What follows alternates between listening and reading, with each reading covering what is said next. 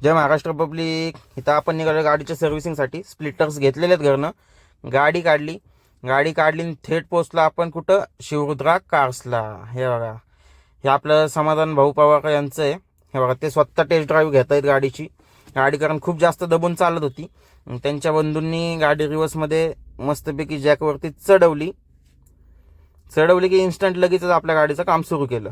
सुरू करता करता लगेच EGR वगैरेचे सर्व पार्ट काढून घेतले, कारण की खूप जास्त कार्बन झाला होता. सगळे पार्ट चाललेले आता क्लिनिंगसाठी. क्लिनिंग खूप गरजेची असते EGRची, म्हणजे जेणेकरून गाडी स्मूथ चालते. हे बघा, एक स्टिक होती. स्टिकनी तो जेवढा कार्बन होता ते लूज करून घेत होते. त्याच्यानंतर डिझेलनी वगैरे वॉश होणार होतं, त्यानंतर परत वॉशिंग होणार होती. आणि हा जो कनेक्टर आहे, हा इंजिनचा कनेक्टर आहे. इथं पण कार्बन बघू शकता तुम्ही.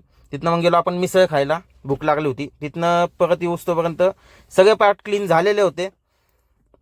हे बघा, आफ्टर बघा, पूर्ण एकदम क्लीन झालेलं आहे कार्बन.